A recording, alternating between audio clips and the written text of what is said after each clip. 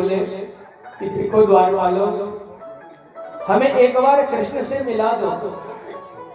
मैं सच बता रहा हूँ, वही कृष्ण मेरा मित्र है, जो कृष्ण यहाँ का राजा है। एक बार हमें कृष्ण से मिला दो। द्वारपाल भी बहुत देर सोचते सोचते बोला, ठीक है, आप यहीं द्वार पर बैठिए, मैं जाता हूँ। कहता हूँ महाराज से, आपका नाम क्या है? बोले मेरा नाम सुदामा है। बताना मेरे मित्र को कि सुदामा आपके मित्र हैं, वो आपसे मिलने आए हैं। और वो द्वारपाल गया महल के भीतर में। भगवान कृष्ण से उस समय भगवान कृष्ण शयन कक्ष में विश्राम कर रहे थे। द्वारपाल गया, भगवान कृष्ण को आवाज दिए, भगवान कृष्ण आए। कहते क्या है द्वारपाल, इतनी आवश्यकता क्यों पड़ गई जो हमें बुलाने आया? बोले महाराज, मुझसे बहुत बड़ी गलती हुई। अरे महल के मुख्य द्वार पर एक इतने बड़े भिखारी है जो कि आपका नाम लेता है, और वो भिखारी कहता है कि आपसे मिलेगा। बताइए, भिखारी कोई आपका मित्र होगा? वो अपने आप को मित्र समझता। बोले पहले नाम तो बताओ क्या है? और द्वारपाल बताया कि महाराज, उस भिखारी ने अपना नाम सुदामा बताया। और जो ही भगवान सुदामा सुने, भगवान के खड़ाऊ तो वहीं रह गए, दुपट्टे रास्ते में गिर गए, और महल से दौड़ते हुए बाहर निकले और मुख्य द्वार पर आकर उन्होंने सुदामा को अपने गले से लगा लिया। बोले रे सुदामा मित्र, इतने दिन तक कहाँ था तुम? हमसे नहीं मिला। और बहुत सुदामा जी भी रोने लगे और कृष्ण जी भी। साथ साथ दोनों के अश्रुपात होने लगे। और वहां से भगवान कृष्ण जी सुदामा को लेकर अपने महल के भीतर आ जाते हैं। महल के भीतर में आने के बाद शयन कक्ष में आते हैं। रुक्मणी से कहते हैं कि रुक्मणी जल्दी आ, देख मेरा परम मित्र आया है, बचपन का मित्र आया है सुदामा। लेकिन सुदामा का जो पहनावा था, जैसे पहने थे गरीब फटे पुराने, ना कोई चप्पल ना कुछ घड़ा, कुछ नहीं था, खाली नंगे पैर आए थे। पांव भी इतने फटे थे, उसमें बहुत सारे कांटे चुभे हुए थे। भगवान कृष्ण ने अपने शयन कक्ष में अपने सैया पर उनको बैठाया। जहां भगवान सोते थे वहां पर सुदामा जी को बैठाए और रुक्मणी से कहते हैं, रुक्मणी जल्दी से आ, ये मित्र ब्राह्मण सुदामा, ये मेरा बचपन का परम मित्र है, जल्दी से इनके लिए जल लेके आ, इनका पैर धोना है। और रुक्मणी गई,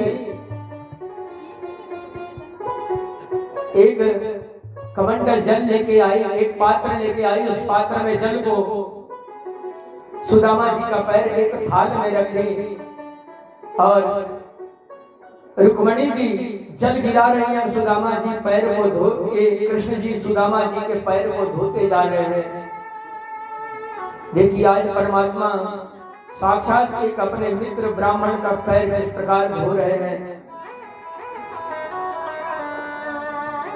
और इतना ही नहीं, जब पैर अच्छे से धोने लगे, पैर के तलवे में हाथ फिराए तो हाथ में कई पैर में जो कांटे चुभे थे वो कृष्ण के हाथ में लगने लगे।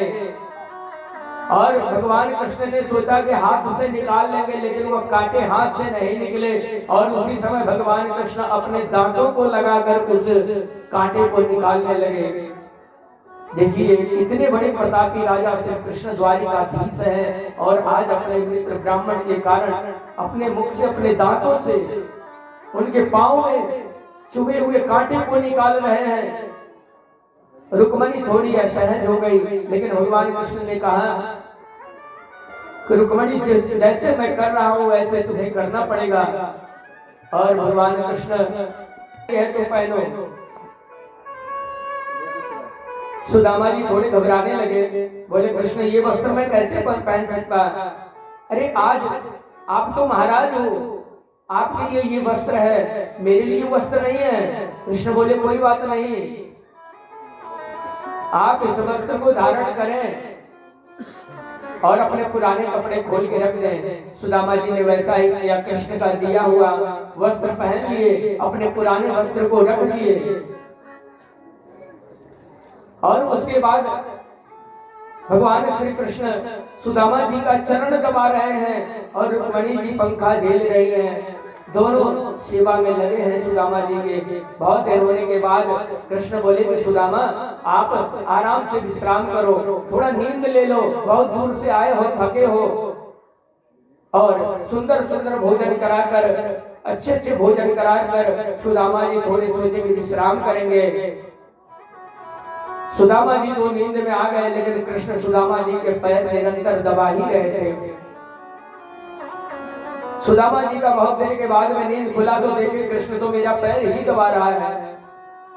बोले अरे कृष्ण ये क्यों कर रहे हो, मित्र हैं हम दोनों, आपस में एक बराबर हैं, तो क्यों पैर दबा रहे हो। बोले कि कोई बात नहीं भाई, बहुत दूर से आए हो, थक गए हो ना।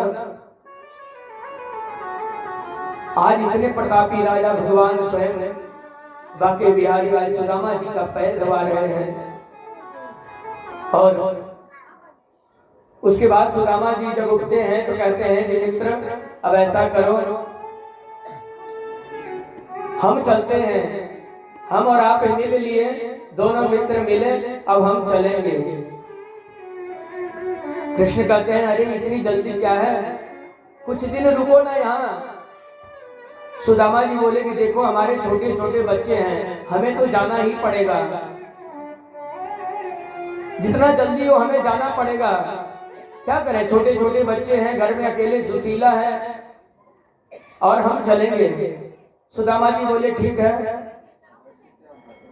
कब जाओगे। बोले अभी हम जाएंगे। बोले ठीक है कोई बात नहीं, आप ऐसा करो जो कपड़े हम पहनने को दिए हैं कपड़े खोल दो और अपना कपड़ा पहन लो, जाओ।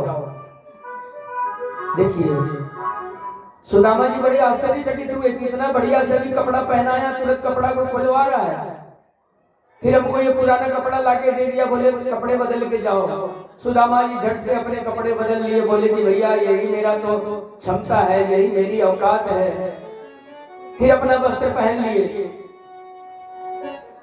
अब सुदामा जी जब वहां से निकलने लगते, जाने लगते हैं तो कहते हैं कि ठीक है कृष्ण फिर मिलेंगे। बोले हाँ हाँ हाँ ठीक है, चलिए बहुत बढ़िया, और मेरे तरफ से भाभी जी को राम राम कहिएगा। इतना कृष्ण जी बोले। लेकिन कृष्ण ने ये किया था कि सुदामा जी का जो चावल लिए थे ना, 2 मुट्ठी तो उन्होंने मुख में डाला, तीसरा मुट्ठी जो ही लिया था रुक्मिणी जी ने हाथ पकड़ ली थी कि बोले प्रभु हम जानते हैं कि आप किसी का लेते हैं ना, कई लाखों करोड़ों गुना ज्यादा उसको आप देते हैं। आप तो सुदामा जी को इतना दे रहे हैं, कम से कम अपने परिवार के लिए, हमारी भी घर गृहस्थी इतनी बड़ी है, सबके लिए थोड़ा सा रखें। लेकिन भगवान कृष्ण आज किसी को जानकारी नहीं होने दे रहे हैं कि हम सुदामा को कुछ दे रहे हैं। सुदामा मन में सोचने लगे कि हमें सुशीला भेजी है कि कृष्ण कुछ देगा विदाई में। सुदामा जी मन में विचार किए, लेकिन मेरा कोई विचार नहीं है कि कृष्ण हमें कुछ दे, लेकिन सुशीला का ये विचार था कृष्ण हमें विदाई में कुछ धन देगा। लेकिन ये कृष्ण ने तो मेरा वस्त्र भी खुलवा लिया। फिर हम अपना पुराना वस्त्र पहन के जा रहे हैं। कुछ दूर जाने के बाद फिर रुक गए। बोले हाँ तो भैया कृष्ण चलते हैं। बोले हाँ हाँ कोई बात नहीं, फिर आना, भाभी को साथ में लाना।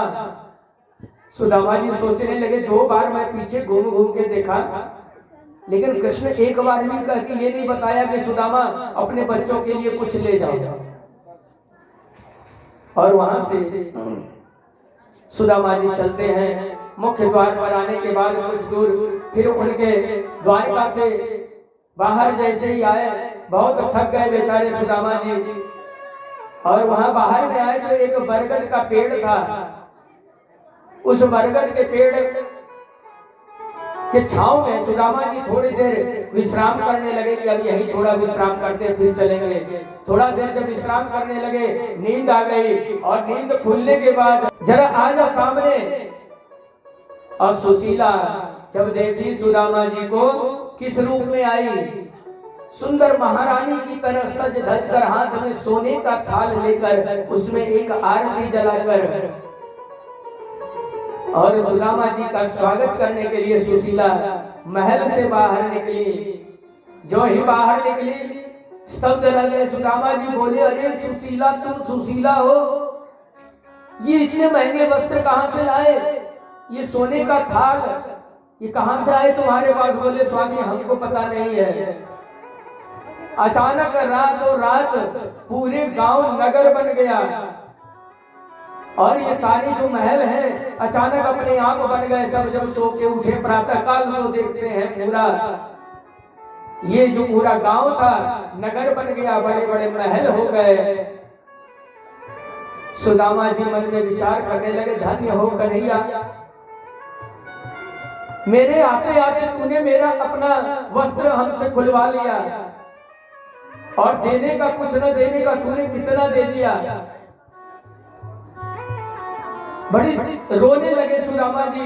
सुशीला सामने खड़ी। सुशीला कहती है, स्वामी महल के भीतर चलिए, आप क्यों रास्ते पर रो रहे हैं? सुदामा जी बोले कि नहीं सुशीला, अब मैं इस महल में नहीं जा सकता। अब हमें इस भोग विलास से कोई मतलब नहीं, ये सुख हमें नहीं चाहिए। आज कृष्ण ने हमें कुछ ना देते हुए भी कितना सब कुछ दे दिया। और उसी समय सुदामा जी को वैराग्य हो गया और सुदामा जी कहते हैं राजा परीक्षित कथा श्रवण करा रहे थे। आज कथा का 7वें दिन था।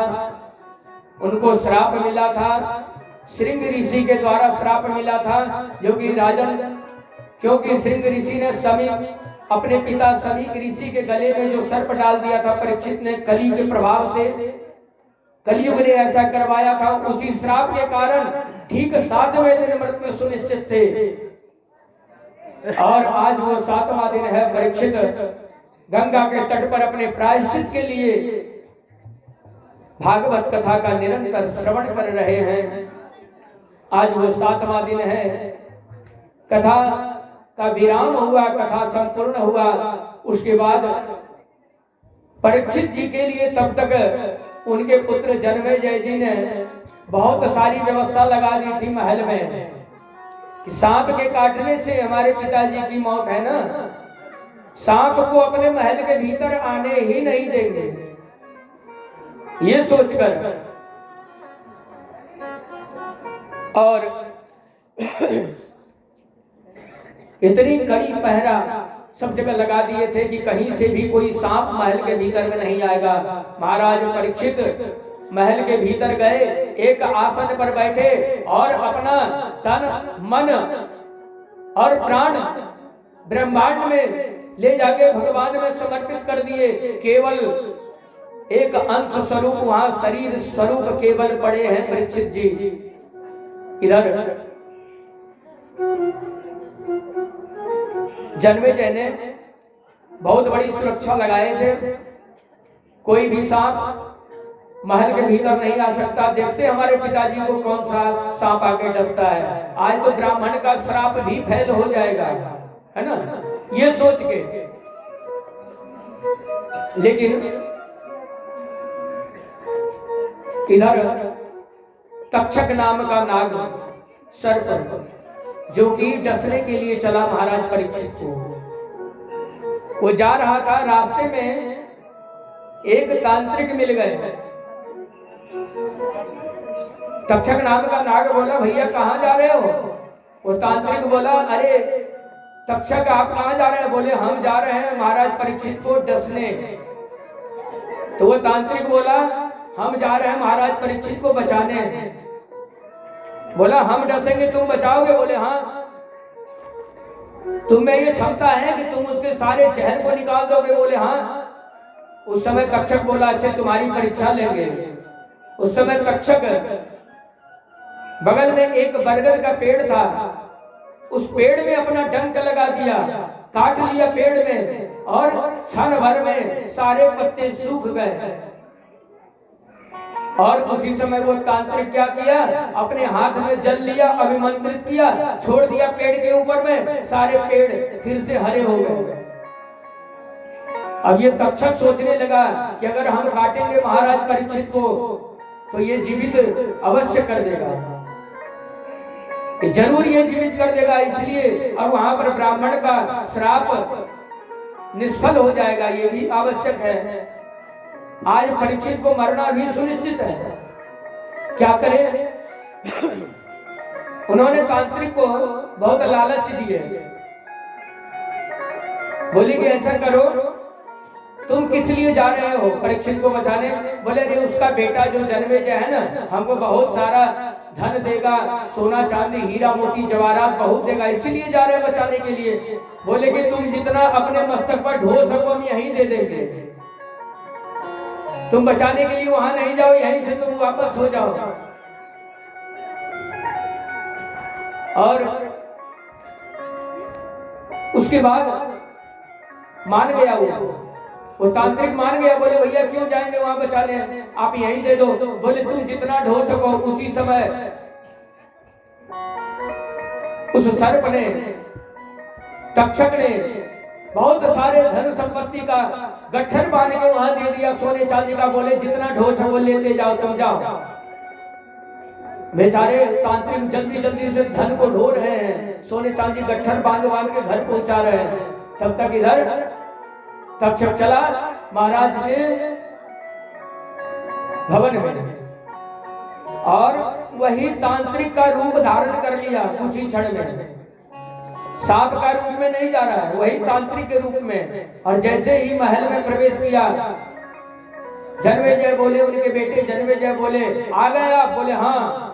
तो बढ़िया से सुरक्षा कीजिएगा, सुरक्षा में कोई कमी नहीं होनी चाहिए, कोई सर्प महल के भीतर नहीं आना चाहिए। अगर आया, कहीं काट में लिया मेरे पिताजी को, तो आप तुरंत उनको जीवित करेंगे। वहां तो तक्षक है, तक्षक ही वो तांत्रिक का रूप धारण करके भीतर चले गए।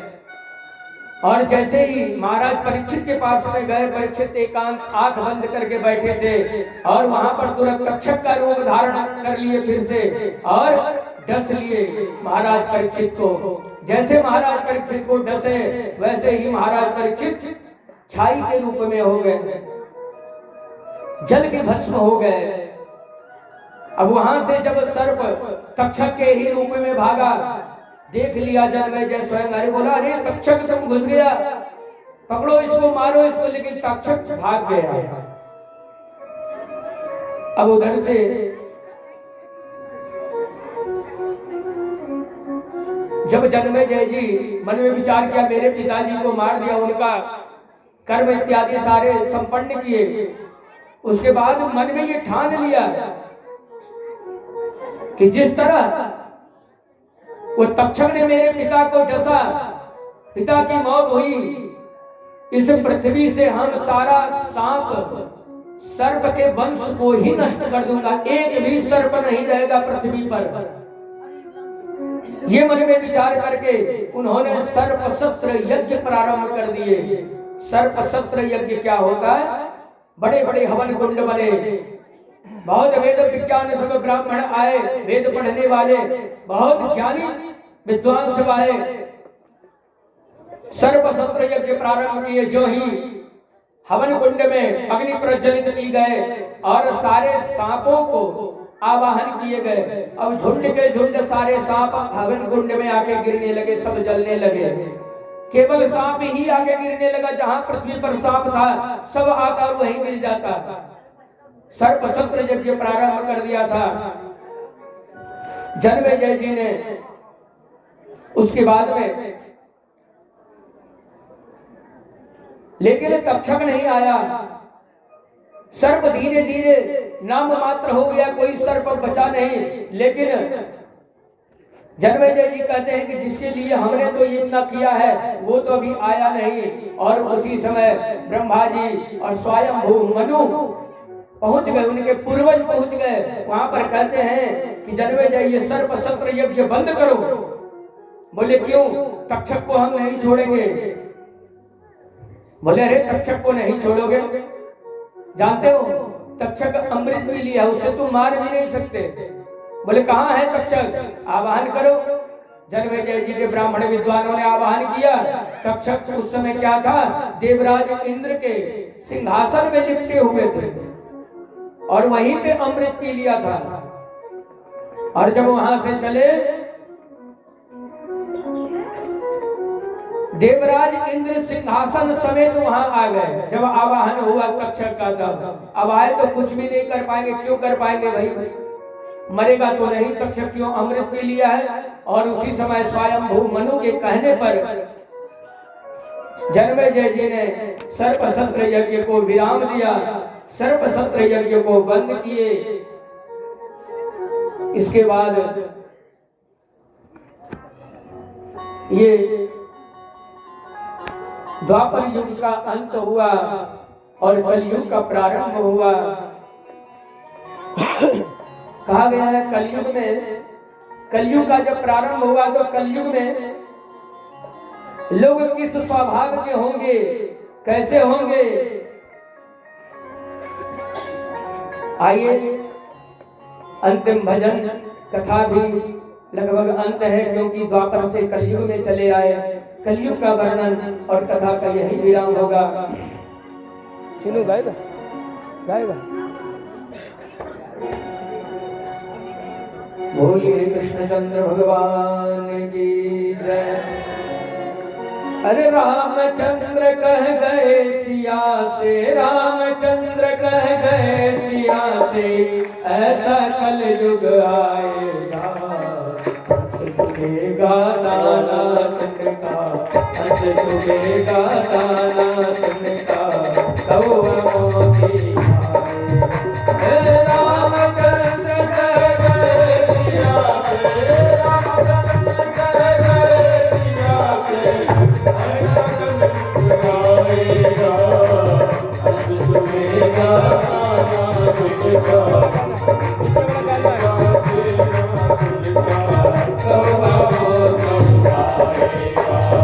रामचंद्र कह गए सिया से,